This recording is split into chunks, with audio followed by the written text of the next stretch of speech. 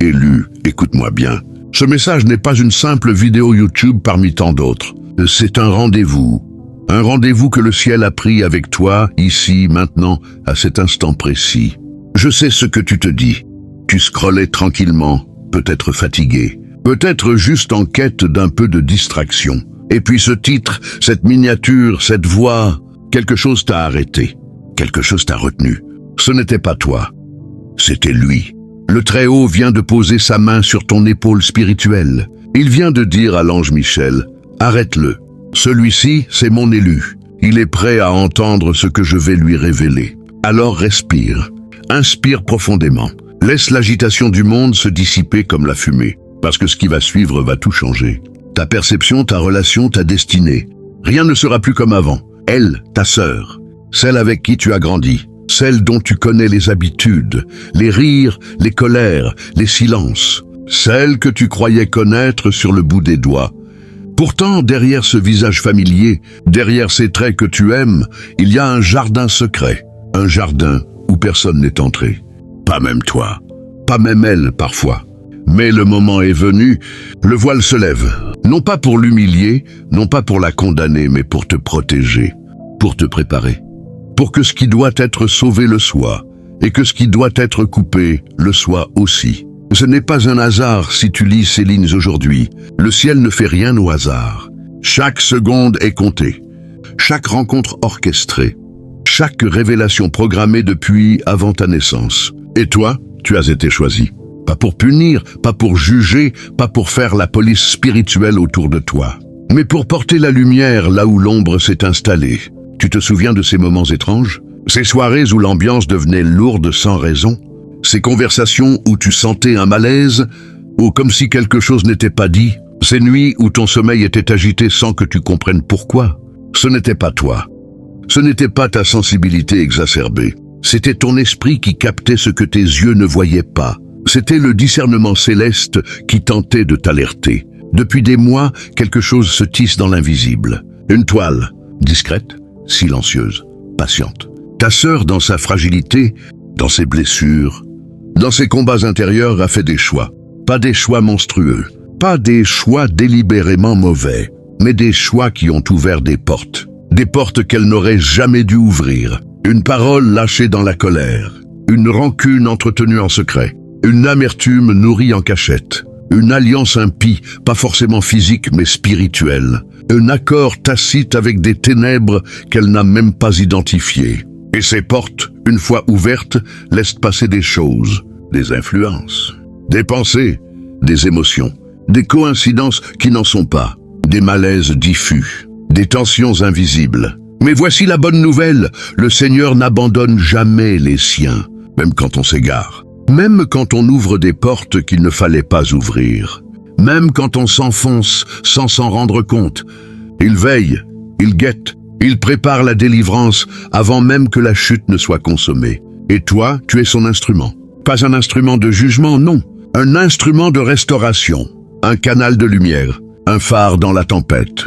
Dans l'évangile de Jean chapitre 4, il y a cette femme, la Samaritaine.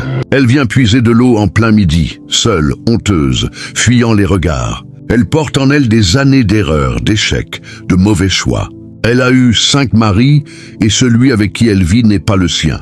Elle est jugée, rejetée, marginalisée. Et pourtant, qui vient à sa rencontre? Jésus, lui-même, le Fils de Dieu. Et que fait-il? Il ne l'accuse pas. Il ne lui jette pas la pierre. Il ne fait pas la morale. Il lui dit simplement la vérité sur sa vie. Il nomme ce qui doit être nommé. Il met en lumière ce qui était caché. Et cette lumière, loin de la détruire, la libère. Elle repart transformée. Elle court annoncer la bonne nouvelle à toute la ville. Celle qui était cachée devient témoin. Celle qui était brisée devient guérisseuse. C'est exactement ce qui va se passer avec ta sœur. À travers toi, par ton intermédiaire, par ta fidélité à écouter ce message jusqu'au bout. Parce que vois-tu, le ciel fonctionne par alliance, par chaîne de transmission. Quand une vérité est révélée à un membre du corps, elle est destinée à tout le corps. Quand un élu reçoit une lumière, c'est pour éclairer toute sa maison. Et toi, aujourd'hui, tu es cet élu. Mais je dois te prévenir, ce qui va suivre n'est pas un long fleuve tranquille. La vérité, quand elle surgit, ça bouscule. Ça dérange. Ça fait mal avant de guérir, comme un chirurgien qui doit ouvrir pour sauver, comme une racine pourrie qu'on doit arracher pour que l'arbre revive. Dans les 3 prochains jours, quelque chose va se produire. Un signe, un détail minuscule, un texto qui arrive au mauvais moment, un appel nocturne, une visite éclair, un relevé bancaire étrange, un objet qui traîne là où il ne devrait pas. Pour les autres, ce sera anodin. Pour toi, ce sera un signal. Le signal que le ciel vient de confirmer ce qu'il t'a révélé.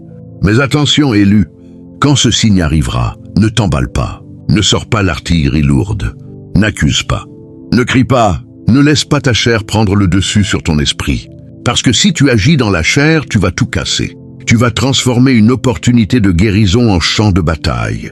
Souviens-toi de Joseph, le père terrestre de Jésus. Dans Matthieu 1,19, il découvre que Marie est enceinte. Il ne comprend pas.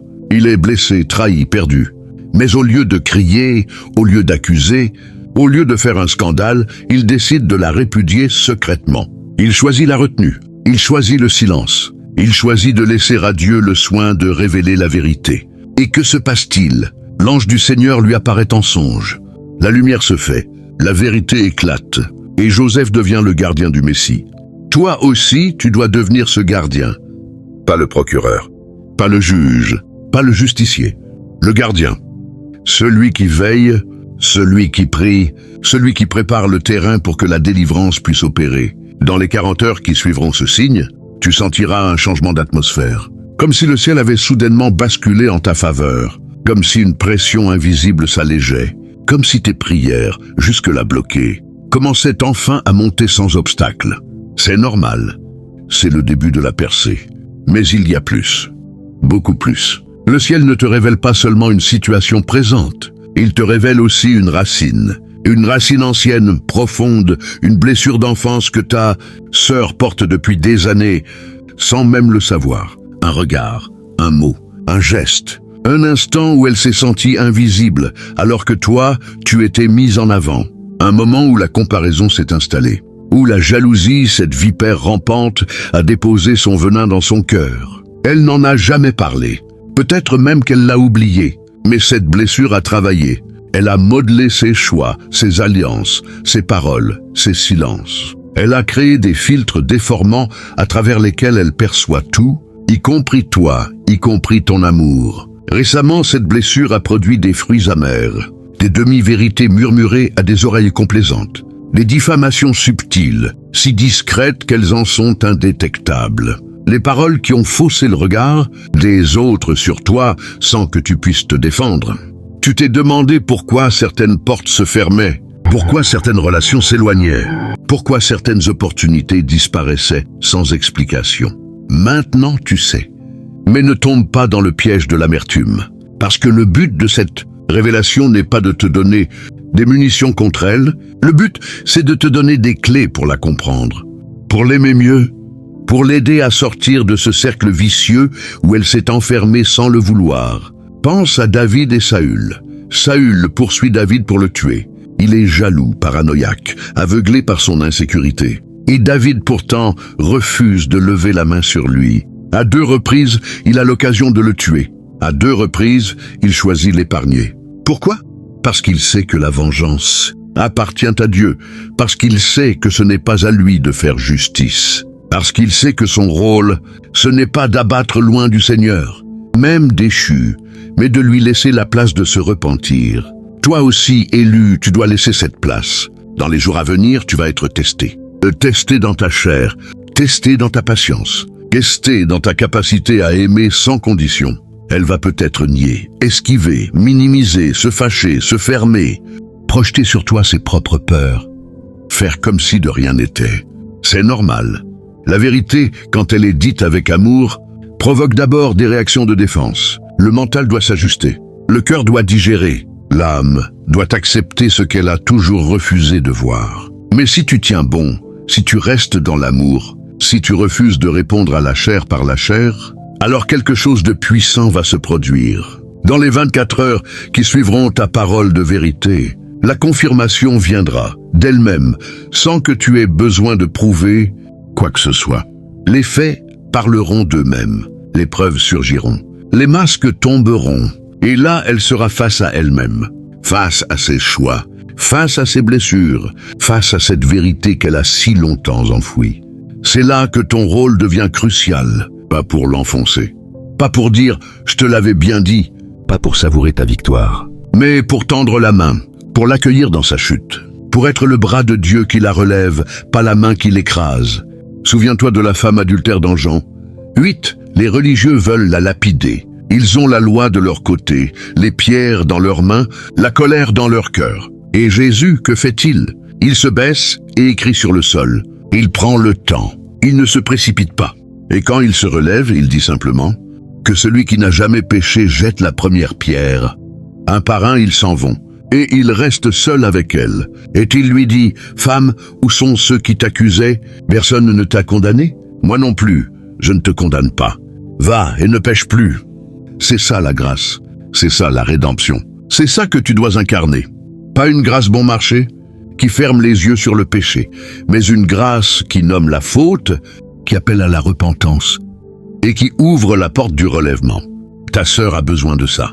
Besoin que quelqu'un projete sur toi ses propres peurs, faire comme si de rien n'était. C'est normal. La vérité, quand elle est dite avec amour, provoque d'abord des réactions de défense. Le mental doit s'ajuster. Le cœur doit digérer. L'âme doit accepter ce qu'elle a toujours refusé de voir. Mais si tu tiens bon, si tu restes dans l'amour, si tu refuses de répondre à la chair par la chair, alors quelque chose de puissant va se produire. Dans les 24 heures qui suivront ta parole de vérité, la confirmation viendra d'elle-même, sans que tu aies besoin de prouver quoi que ce soit. Les faits parleront d'eux-mêmes, les preuves surgiront, les masques tomberont, et là elle sera face à elle-même, face à ses choix, face à ses blessures, face à cette vérité qu'elle a si longtemps enfouie. C'est là que ton rôle devient crucial, pas pour l'enfoncer, pas pour dire « je te l'avais bien dit », pas pour savourer ta victoire, mais pour tendre la main, pour l'accueillir dans sa chute, pour être le bras de Dieu qui la relève, pas la main qui l'écrase. Souviens-toi de la femme adultère dans Jean 8. Les religieux veulent la lapider. Ils ont la loi de leur côté, les pierres dans leurs mains, la colère dans leur cœur. Et Jésus, que fait-il? Il se baisse et écrit sur le sol. Il prend le temps. Il ne se précipite pas.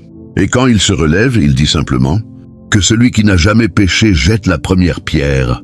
Un par un, ils s'en vont. Et il reste seul avec elle. Et il lui dit, « Femme, où sont ceux qui t'accusaient? Personne ne t'a condamné? Moi non plus, je ne te condamne pas. Va et ne pêche plus. » C'est ça la grâce, c'est ça la rédemption. C'est ça que tu dois incarner. Pas une grâce bon marché qui ferme les yeux sur le péché, mais une grâce qui nomme la faute, qui appelle à la repentance et qui ouvre la porte du relèvement. Ta sœur a besoin de ça. Besoin que quelqu'un projete sur toi ses propres peurs, faire comme si de rien n'était. C'est normal. La vérité, quand elle est dite avec amour, provoque d'abord des réactions de défense. Le mental doit s'ajuster. Le cœur doit digérer. L'âme doit accepter ce qu'elle a toujours refusé de voir. Mais si tu tiens bon, si tu restes dans l'amour, si tu refuses de répondre à la chair par la chair, alors quelque chose de puissant va se produire. Dans les 24 heures qui suivront ta parole de vérité, la confirmation viendra d'elle-même, sans que tu aies besoin de prouver quoi que ce soit. Les faits parleront d'eux-mêmes, les preuves surgiront, les masques tomberont, et là elle sera face à elle-même, face à ses choix, face à ses blessures, face à cette vérité qu'elle a si longtemps enfouie. C'est là que ton rôle devient crucial, pas pour l'enfoncer, pas pour dire « je te l'avais bien dit », pas pour savourer ta victoire, mais pour tendre la main, pour l'accueillir dans sa chute, pour être le bras de Dieu qui la relève, pas la main qui l'écrase. Souviens-toi de la femme adultère dans Jean 8. Les religieux veulent la lapider. Ils ont la loi de leur côté, les pierres dans leurs mains, la colère dans leur cœur. Et Jésus, que fait-il? Il se baisse et écrit sur le sol. Il prend le temps. Il ne se précipite pas. Et quand il se relève, il dit simplement que celui qui n'a jamais péché jette la première pierre. Un par un, ils s'en vont. Et il reste seul avec elle. Et il lui dit, « Femme, où sont ceux qui t'accusaient? Personne ne t'a condamné? Moi non plus, je ne te condamne pas. Va et ne pêche plus. » C'est ça la grâce, c'est ça la rédemption. C'est ça que tu dois incarner. Pas une grâce bon marché qui ferme les yeux sur le péché, mais une grâce qui nomme la faute, qui appelle à la repentance et qui ouvre la porte du relèvement. Aie le courage de lui dire la vérité avec amour. Besoin que quelqu'un ne se contente pas de fermer les yeux pour préserver la paix. Parce que cette paix-là, c'est une paix de surface. Une paix qui pourrit les fondations. Une paix qui prépare des effondrements futurs. Dieu n'est pas un Dieu de confusion, mais de paix. C'est écrit dans 1 Corinthiens 14:33. Et cette paix-là, la vraie, ne peut venir que de la vérité, de la lumière, de la transparence. Tant que le mensonge habite sous ton toit, la paix véritable ne peut pas s'installer. Tant que l'ombre persiste, la lumière ne peut pas tout éclairer. Tant que le secret est gardé, la guérison ne peut pas opérer. C'est pourquoi le ciel agite aujourd'hui, parce que le temps des avertissements discrets est révolu, parce que le moment de la confrontation salutaire est venu, parce que si rien n'est fait maintenant, les conséquences pourraient être bien plus graves. Il y a une décision que ta sœur s'apprête à prendre. Une décision qui vous engagerait tous les deux dans une dette spirituelle terrible. Une décision dont vous ne pourriez pas vous relever sans dégâts majeurs. Le Seigneur, dans sa miséricorde, interrompt ce processus. Il envoie ce message. Il te parle à toi, parce que tu es la clé, parce que tu es le gardien de ta fratrie, parce que c'est à toi qu'il a confié cette responsabilité. Ne la prends pas à la légère. Dans le livre d'Ézéchiel, chapitre 33, Dieu dit ceci. « Si tu ne parles pas pour détourner le méchant de sa voie, il mourra dans son iniquité, mais je te redemanderai son sang.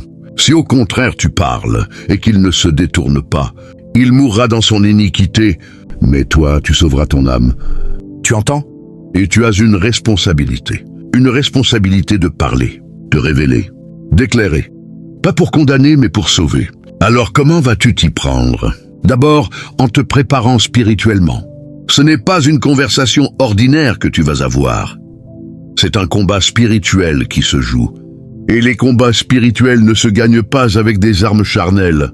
Prie, jeûne si tu le peux. Purifie ton cœur de toute amertume. Demande à Dieu de t'enlever tout désir de revanche, toute satisfaction malsaine à la voir tomber. Demande-lui de t'aimer à travers toi, d'aimer ta sœur avec son amour à lui. Cet amour qui croit tout, espère tout, supporte tout. Ensuite, choisis le bon moment. Pas dans la précipitation, pas dans la colère, pas quand elle est fatiguée, stressée, vulnérable. Attends le timing de Dieu, lui qui connaît les cœurs, lui qui sait quand la terre est prête à recevoir la semence. Et quand tu parleras, parle avec douceur et respect. Pas avec des mots qui accusent, mais avec des mots qui appellent. Pas avec des « tu as fait ci, tu as fait ça », mais avec des « je ressens, je vois, je m'inquiète ». Pas avec des certitudes arrogantes, mais avec des questions ouvertes. Et surtout, écoute. Écoute vraiment. Écoute au-delà des mots. Écoute sa douleur, sa peur, sa honte. Écoute ce qu'elle n'ose pas dire. Parce que derrière ces actes, il y a une blessure. Derrière ces mensonges, il y a une peur. Derrière ces fautes, il y a un besoin d'amour mal exprimé. Si tu l'écoutes vraiment, si tu l'accueilles vraiment, si tu l'aimes vraiment, tu verras des choses que tu n'as jamais vues. Tu entendras des confessions que personne n'a jamais entendues. Tu seras témoin de guérisons que seul Dieu peut opérer. Mais je dois être honnête avec toi. Ça ne marchera peut-être pas du premier coup. La vérité, c'est comme une graine. Elle a besoin de temps pour germer.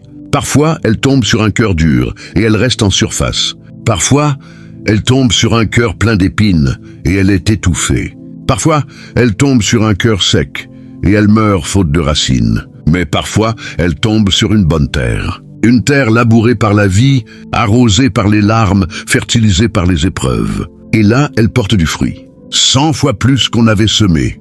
Toi, ton rôle, c'est de semer et de laisser à Dieu le soin de faire croître. Tu n'es pas responsable de sa réponse. Tu n'es pas responsable de sa guérison. Tu es seulement responsable de ta fidélité, de ta parole, de ton amour. Et cette fidélité, elle a déjà commencé. Simplement en restant jusqu'ici. Simplement en écoutant ce message. Simplement en acceptant que le ciel te parle. Alors maintenant, je veux que tu fasses quelque chose. Je veux que tu ailles dans les commentaires et que tu tapes « Amen ». Pas pour faire comme tout le monde. Pas pour obéir à une mode, mais pour sceller ton oui. Pour dire au ciel, me voici Seigneur. Je suis prêt, j'accepte la mission. Je veux être un instrument de paix et de guérison dans ma famille. Ce n'est pas un geste anodin. Dans le monde spirituel, les paroles ont du poids. Les déclarations ont du pouvoir. En tapant « Amen », tu alignes ta volonté sur celle de Dieu. Tu ouvres la porte à son action. Tu deviens un acteur de la rédemption, pas un simple spectateur. Et ensuite, je veux que tu restes, parce que ce n'est pas fini. Il y a encore des choses que le ciel veut te révéler. Des prières que nous allons faire ensemble. Des déclarations que nous allons proclamer sur ta vie, ta sœur, ta famille. Le meilleur est à venir. La percée est proche. La guérison est en marche. Écoute bien ceci. Ce qui va suivre dans ta vie dans les 7 prochains jours va te rappeler ce moment. Tu vas regarder en arrière et tu vas réaliser que tout a changé à partir d'ici. À partir de cette vidéo, à partir de cet instant précis, les portes fermées vont s'ouvrir, les relations brisées vont se restaurer, les bénédictions retardées vont arriver, les cycles de malédiction vont se briser. Pourquoi? Parce que tu as eu le courage d'affronter la vérité. Parce que tu n'as pas fui la lumière. Parce que tu as accepté d'être cet élu que le ciel a choisi pour porter la révélation. Alors prépare-toi à des choses que tu n'as jamais vues. Prépare-toi à des synchronicités qui te feront pleurer. Prépare-toi à des confirmations qui te feront tomber à genoux. Dieu est en train de tisser quelque chose de magnifique. Une tapisserie de grâce où chaque fil, même les plus sombres, trouve sa place. Où chaque blessure devient une cicatrice de gloire. Où chaque larme devient une perle dans sa couronne. Et toi, tu es au cœur de ce tissage. Tu es l'aiguille qui passe et repasse, qui relie, qui assemble, qui crée la beauté à partir du chaos. Alors ne doute pas, ne regarde pas tes faiblesses, ne mesure pas tes capacités. Dieu ne choisit pas les capables, il rend capables ceux qu'il choisit. Et il t'a choisi, toi, pas un autre, toi. Maintenant, ferme les yeux un instant, respire, laisse la paix de Dieu envahir ton cœur, sens cette chaleur qui monte, cette pression douce dans ta poitrine, ces picotements dans tes mains. Ce n'est pas de l'imagination, c'est l'Esprit de Dieu qui touche les zones blessées, c'est le baume de Galade qui pénètre tes plaies les plus secrètes, c'est la guérison qui commence. Tu as porté si lourd, si longtemps, tu as souri quand tu pleurais, tu as donné quand tu étais vide. Tu as été fort quand tu tombais de fatigue. Et personne ne voyait. Personne ne savait. Mais Dieu voyait. Dieu savait. Et Dieu dit, ça suffit. Maintenant, je vais restaurer. Maintenant, je vais remplir. Maintenant, je vais guérir. Oui, Seigneur, nous te recevons. Nous recevons ta guérison. Nous recevons ta paix. Nous recevons ta vérité. Nous recevons ta lumière. Prions ensemble. Père Céleste, nous venons devant toi. Cœur ouvert, main tendue, âmes assoiffées. Nous te remercions pour ce moment, pour cet instant précis que tu as choisi depuis avant la fondation du monde. Seigneur, je te présente mon frère, ma sœur qui lit ces lignes. Tu vois son cœur. Tu connais ses combats, tu sais ses peurs, ses doutes, ses blessures. Aujourd'hui, je te demande de verser sur lui, elle, une onction de courage, de discernement, d'amour. Donne-lui les mots justes au moment juste. Donne-lui la force de parler quand il faut parler, et la sagesse de se taire quand il faut se taire. Donne-lui cette patience qui ne s'épuise pas, cette foi qui ne vacille pas, cet espoir qui ne déçoit pas. Seigneur, je te présente aussi sa sœur, celle qui est au cœur de cette révélation. Tu l'aimes plus que nous ne pourrons jamais l'aimer. Tu veux sa restauration plus que nous ne pouvons l'imaginer. Alors je te demande de préparer son cœur, de labourer sa terre, de briser ses murs, d'ouvrir ses yeux. Que la vérité que mon frère, ma sœur va lui dire ne soit pas une épée qui blesse, mais une clé qui libère. Que ses paroles ne soient pas des pierres qui écrasent, mais des mains qui relèvent. Que son amour ne soit pas une condition, mais un refuge. Seigneur, je brise maintenant, au nom de Jésus-Christ, de toute chaîne qui liait cette famille. Je brise tout contrat passé avec les ténèbres. Je brise toute parole de malédiction prononcée dans l'ignorance ou la colère. Je brise tout héritage de mensonges, de jalousie, de division. Je déclare que cette famille est restaurée. Je déclare que cette relation est guérie. Je déclare que l'amour triomphe. Je déclare que la lumière dissipe les ténèbres. Je déclare que la paix de Dieu, qui surpasse toute intelligence, garde les cœurs et les esprits de ceux qui sont ici.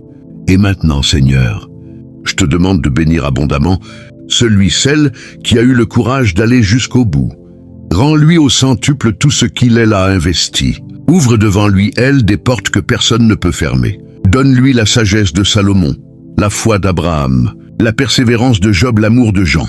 Que sa vie soit un témoignage vivant de ta grâce. Que sa famille soit un phare de ta lumière. Que sa descendance soit bénie jusqu'à 1000 générations. Nous te remercions, Père, parce que tu es un Dieu fidèle. Tu ne laisses rien au hasard. Tu ne perds aucune larme.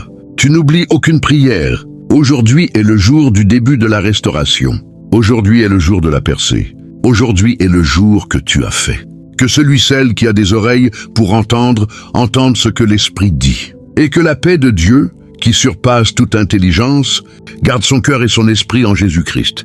Amen, amen et amen. Si tu as prié avec moi, si tu as vraiment ouvert ton cœur, quelque chose a changé dans l'invisible. Les anges se lèvent, les chaînes tombent, les portes s'ouvrent.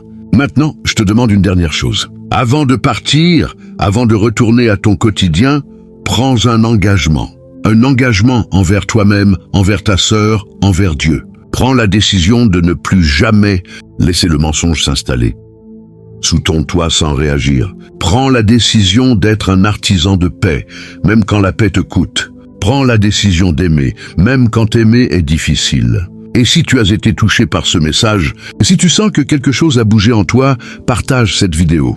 Tu ne sais pas qui en a besoin. Tu ne sais pas quel frère, quelle sœur et quel ami attend cette révélation pour être libéré. Partage et deviens un canal de bénédiction. Ce que tu as reçu gratuitement, donne-le gratuitement. Et Dieu qui voit dans le secret te le rendra au centuple. Je te bénis, élu. Je bénis ta maison. Je bénis ta relation avec ta sœur. Je bénis tout ce que tu entreprendras. Et souviens-toi, le ciel est avec toi. Les anges combattent pour toi. L'Éternel veille sur toi. Rien, absolument rien, ne pourra t'atteindre sans sa permission. Et tout ce qui t'atteint, il le transforme en bien, parce que tu l'aimes et que tu es appelé selon son dessein. Va en paix, et que la grâce de notre Seigneur Jésus-Christ, l'amour de Dieu le Père, et la communion du Saint-Esprit soient avec toi dès maintenant et pour les siècles des siècles. Amen. Si tu as dit Amen, je veux te voir dans les commentaires. Écris « Je reçois » pour proclamer ta guérison, ta restauration, ta percée.